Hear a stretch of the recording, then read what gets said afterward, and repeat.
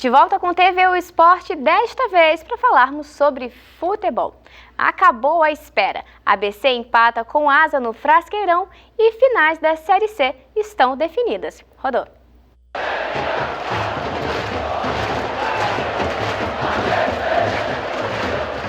A torcida do ABC fez bonita festa para impulsionar seu time a mais uma vitória em busca da liderança do Grupo A. O bandeirão, em homenagem ao menino João Gabriel, um dos torcedores símbolos do clube, foi um dos destaques. Com a bola rolando, o Asa pressionou nos primeiros minutos. O ABC sentia a ausência dos jogadores contundidos e suspensos. Por outro lado, o meia Echeverria voltava ao time. E justamente ele abriu o placar aos 7 minutos, 1-0 ABC. Mas a torcida nem teve tempo de comemorar. Um descuido da defesa, Rafael empatou para o time alagoano, 1-1. E logo no início do segundo tempo, Igor leva cartão vermelho por segurar Erivelton, que arrancava no ataque. O clube potiguar fica em vantagem numérica. Apesar de estar com um jogador a menos, o Asa continua indo para cima. Júnior chuta e Edson faz bonita defesa. Michel Henrique puxa contra-ataque. Nando recebe no meio e serve para Echeverria novamente marcar os 32 minutos da partida. ABC 2, Asa 1. O Asa não desiste e empata já no finalzinho do jogo. João Paulo cruza para Reinaldo Alagoano empatar. Final de jogo, 2-2. Já vou jogar o segundo jogo em casa com a minha torcida, sabendo o que aconteceu, sabendo exatamente o que eu preciso. Tá? Então eu acho muito importante você poder decidir em casa, numa competição que vai ser altamente equilibrada, né? E com essa nova maneira de disputa. O campo do Botafogo comporta 60 mil pessoas. Conheço bem, porque eu comecei ali, eu joguei 8 anos no Botafogo, morei em Ribeirão Preto 25 anos, meus parentes são todos de lá, vão estar todo mundo torcendo contra, né? São todo mundo botafoguense. Então conheço bem o Botafogo e conheço bem a torcida do Botafogo. Eu acho que ela tem que compensar quando vier aqui. Nós vamos jogar contra uma torcida numerosa lá. Espero que ela empate o jogo aqui e deixe a gente resolver dentro de campo. Fim de jogo aqui no estádio Frasqueirão, o ABC empatou por 2-2 contra o Asa. Mas a alegria da torcida não foi por isso. O Confiança venceu o jogo e o América... Tá aí, vamos para os nossos comentários, né? Leila, você que estava lá no estádio, né? Qual foi a sua visão desse jogo que rolou? Eu fiz uma matéria multiplataforma, gente. Eu fiz o América... Aí joguei pra pergunta pra cá. Super interativa, muito bem. Mas falando de ABC que a gente vai já... Segura lá. Que a gente vai falar do América daqui a pouquinho. Tá bom. O ABC, ele entrou em campo, tinha os seus desfalques e tal. Tava jogando com um jogador improvisado ali na lateral, que inclusive nem treinou. Suficiente. Inclusive, essa lateral foi a lateral que a maioria dos ataques do time do Asa aconteceu. O Asa entrou para ganhar o jogo. O Asa entrou determinado. Os 5 primeiros minutos foi só o Asa ali no ataque do ABC. Depois disso, o ABC conseguiu se assentar mais e conseguiu desenvolver jogadas. Foi um jogo muito bem jogado.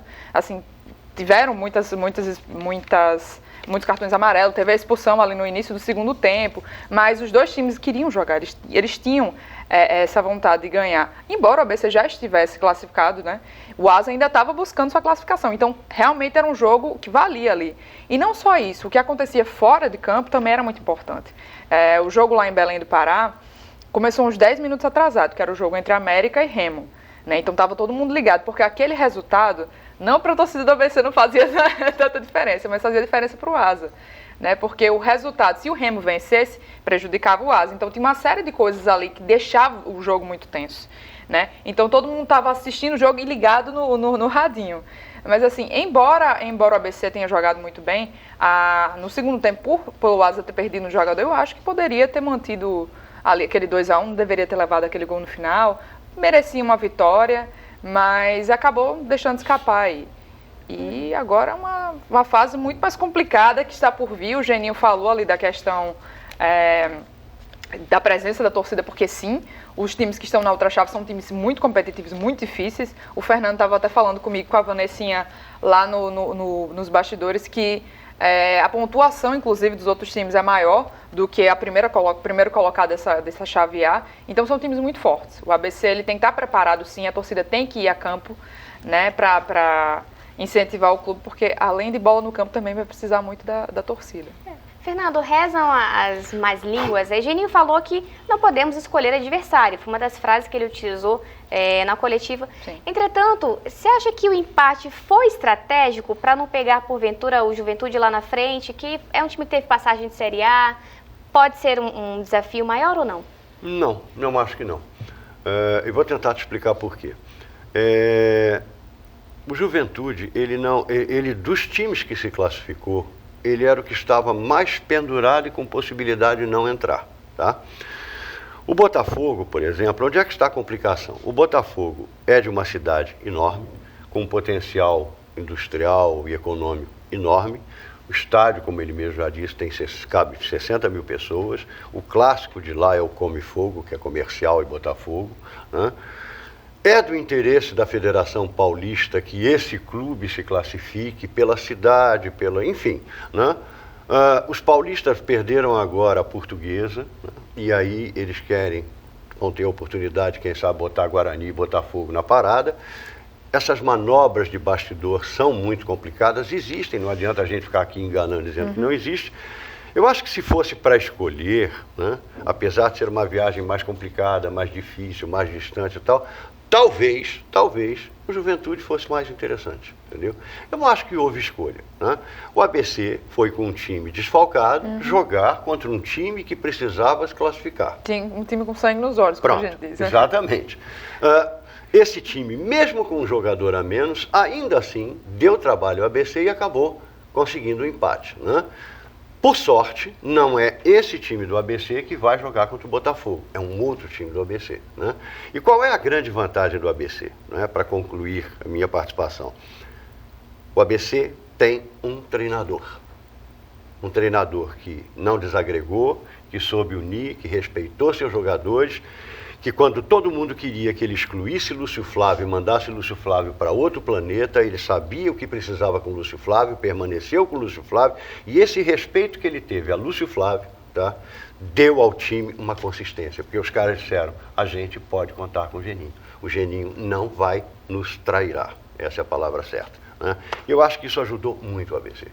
Sabe, muito. O Geninho é muito bom. Eu acho que um exemplo desse companheirismo do time e da união que eles estão nesse objetivo foi ontem que o Lúcio Flávio saiu, né? E aí ele ia passar a braçadeira de capitão para o Echeverria, que já vinha jogando e fazendo a diferença.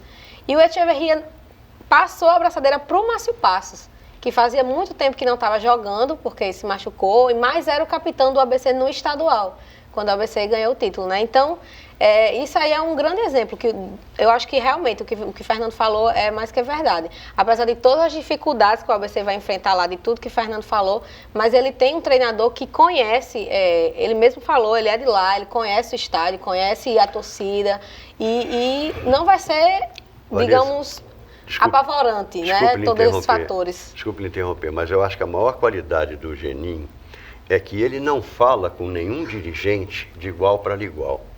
O dirigente olha para cima para falar com ele. Você está entendendo o que eu quero dizer?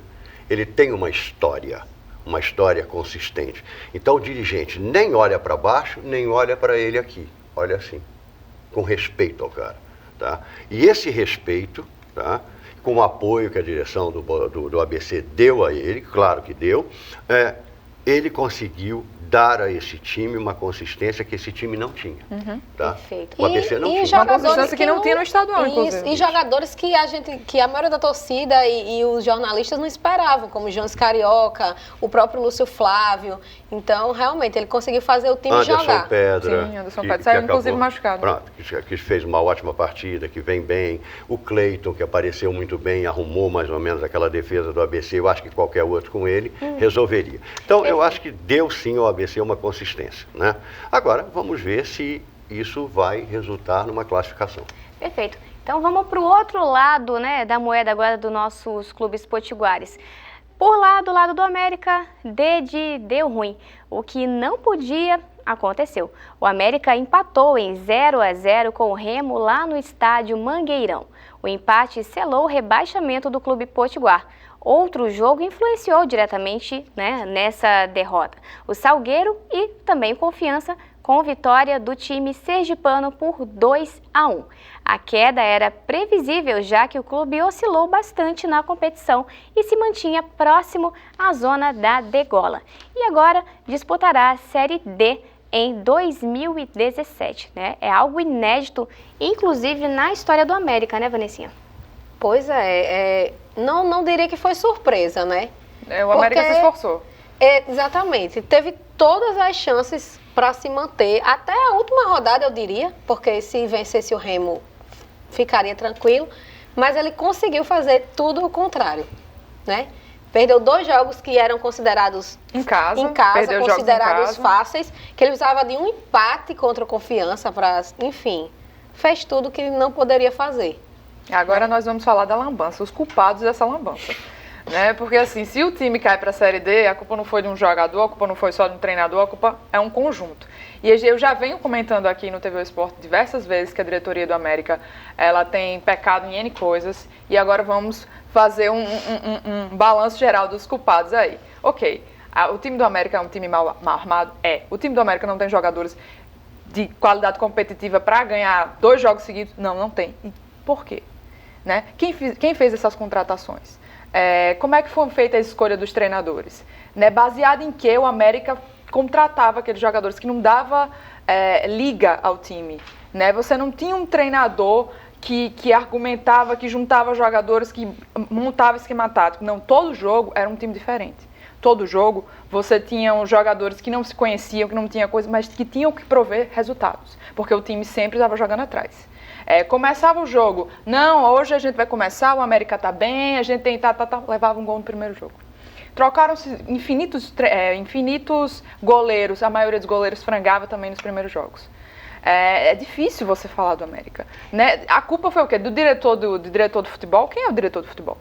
Inclusive, Leila, só um detalhe, você falou quem são os culpados, né? O Thiago Potiguar, lá na entrevista que deu no estádio Mangueirão, ele falou pela paixão dele pelo América, né? Falou que morreria pelo América e disse, o Beto Santos, você não é o culpado. Inclusive agradeceu ele, deu, né? Muito obrigada, Beto Santos, porque só quem está lá dentro sabe o que se passa. O que vocês acham aí, Fernando? Bom, eu acho que o Thiago Potiguar fez um belíssimo clichê, né? E fez um belíssimo marketing. Ele não ia morrer pelo América nunca. Ele não quer perder o emprego também. Ele não pode ele pode estar magoado, acredito, ele pode estar triste, acredito. Brigar com o presidente não é o melhor momento para brigar, né? Beto Santos tem culpa? Tem, o próprio Beto Santos já admitiu isso. Já tem culpa? Tem. Tá? Ele é o presidente do time. Se eu não posso responsabilizar o presidente, eu vou responsabilizar quem? Né? A costureira, né? O maqueiro, o roupeiro. O maqueiro, o roupeiro, a tiazinha do café, não tenho como. O estádio, enfim. O presidente é Beto. Beto é responsável por quem ele levou para ser diretor de futebol, que é o seu Yuri Bagadão e o doutor Valmir Nunes, que trabalham juntos, né? E também são responsáveis pelas contratações dos jogadores. Eu não sei nem se são, porque aí a minha dúvida é a seguinte, eu não sei qual é o nível de conhecimento que eles têm de mercado. A função deles é essa. Teoricamente. Mas foram eles que eram responsáveis. E aí, foi Beto Santos que contratou os treinadores, foi Beto Santos que ficou esperando virtualmente Diá. O Diá conseguiu uma coisa na história do futebol mundial fantástica. Nem Guardiola, nem Mourinho, nem Ancelotti, nem ninguém conseguiu fazer com que qualquer clube ficasse esperando a sua vontade. Não, vou semana que vem, vou na outra, espero um pouquinho, estou cansado, esse ônibus não serve. Né? Ficaram esperando um treinador. Né? Como se fosse a solução de todos os problemas. Esse treinador veio, não estou discutindo a capacidade do treinador de tá? Eu não sou treinador, eu não posso discutir essa capacidade, mas posso discutir algumas coisas. O Diá desagregou, ponto, isto é verdade. Tá? O Diá rachou o time do América. Tá? Já começou com uma entrevista infeliz em relação a Lúcio Curió. Ele podia até pensar isso, mas não era o momento para dizer. Depois ele começa a colocar os jogadores que ele trazia, os 14 que ele trouxe, que já chegavam titulares, e quem estava jogando ficava um olhando para a cara do outro. Inclusive ele botou os que veio do Globo antes de estarem regularizados, acabou não estando para o jogo. Pronto. E teve que botar os que, enfim. Pronto. Ele chegou a dar uma entrevista extremamente infeliz em relação ao Elias, quando ele disse que não tinha que dar satisfação a jogador que ele não escalava. Que isso? entendeu? Então, o Diá pode vir assim um dia a ser o maior treinador do planeta, mas ele antes precisa fazer um curso de relações humanas, entendeu? Ele não sabe lidar com pessoas. E isso é terrível. Você acha que foi isso decorrente dessa rotatividade de jogadores, desse teste incansável de jogadores dentro da América? Olha, se você pegar a Portuguesa contratou também 60 jogadores. O mesmo número de jogadores do América. Praticamente, foi um pouco mais de 40. E eu acho que os dois contrataram muito iguais. Aonde tinha um jogador ruim, eles iam buscar. Entendeu? Tipo... Eu fico me perguntando como é que era feita essa seleção via YouTube, Facebook, era contato com o empresário, porque nitidamente você viu que os jogadores não tinham... O ABC já teve um diretor que contratava via Sky, se eu me lembro bem, tá? Ele declarou isso, inclusive. Via Skype? Sky. Sky? TV. Ah, sério? Ele declarou, é verdade. Nossa. Então, o resultado. Não sei, o América pode ter repetido. O problema é o seguinte... A gente pode dizer tudo do América, menos dizer que o América é incompetente. O América foi competentíssimo na construção da sua queda. Fez isso perfeitamente, desde o início do ano. Não cometeu nenhum erro, tá? Todas as oportunidades que tinha, ele vacilava. E o que eu acho impressionante é que com toda a dificuldade financeira que foi dito sobre o América, né, eles sempre estavam reclamando de dificuldade e nessa situação é que você tem que acertar a contratação. Né? Para justamente não gastar mais. Exatamente. E aí não, eles ficaram apostando em jogadores que... O problema aí é que a maioria desse dinheiro, isso eu posso lhe dizer com toda certeza, a maioria desse dinheiro veio do bolso dos diretores. O clube realmente não tinha mais. Aí você causa um outro problema, Fernando. A partir do momento que você dá dinheiro para o clube, você vai dizer, eu posso mandar. Então, eu quero esse jogador. Isso você já vai tirar também o peso do diretor de futebol, você já vai tirar o peso do técnico. Quem está escalando é o quem está pagando. Mas os diretores, você tem que ter uma hierarquia dentro do clube. Mas os diretores de futebol, o diretor de futebol do América, tá? Ele é uma pessoa super simpática, mas ele não tem estofo para bater de frente com a direção do América. Então nós já temos um problema aí. Entendeu? Nós temos um sério problema de hierarquia também dentro do América. Sim. Né? A gente não sabe, o presidente manda, não manda, quem é que manda? É o que eu falei no programa passado, que muitas vezes faltou a mão do presidente, né? Então, no bom e velho ditado popular, é muito cacique para pouco índio? Também, mas eu também quero fazer um outro comentário. Eu acho que assim, a gente está falando dessas questões de bastidores do América, mas o torcedor não tem nada a ver com isso. O torcedor, ele é apaixonado pelo time. O time é centenário, o time teve acesso à Série A 2 vezes, o time tem vitórias, foi campeão do campeonato estadual. Tem uma torcida que é apaixonada. Então, esses torcedores, eu acho que o presidente do clube, pela representatividade que tem do cargo, deveria ter um pouco de dignidade, pelo menos com os torcedores. Aqueles que vão lá no estádio, aqueles que se dignificam a torcer pelo seu time, apesar dos pesares, sabe? E dar pelo menos uma declaração. Sabe? E não ficar querendo arrumar desculpa, não, mas isso, aquilo, outro, não, o jogador está irregular, não, vamos tentar agora. Gente, não deu. Essa história de ficar procurando irregularidade nos outros times para tentar escapar de uma bobagem que você fez, isso eu acho, sinceramente... Eu também acho que é uma falta de dignidade. Eu acho que se você cometeu os erros que você cometeu, assuma. O América cometeu todos esses erros, caiu, ponto. O que é que tem que fazer agora? Tem que se pensar numa nova estrutura para o clube. Eu acho, o ABC passou por essa fase, teve um sério período complicadíssimo, ficou inclusive sem série um tempo, mas houve esse momento de repensar. O ABC foi um clube que conseguiu repensar a sua visão como time, né? Montou uma estrutura, conseguiu fazer o Frasqueirão. Hoje em dia ele tem um clube, acho que é inclusive o único clube aqui do Rio Grande do Norte, que ainda tem uma cara um pouco mais empresarial e organizada. Você tem um setor de marketing, um setor de futebol, você tem aí investimentos em outras áreas também.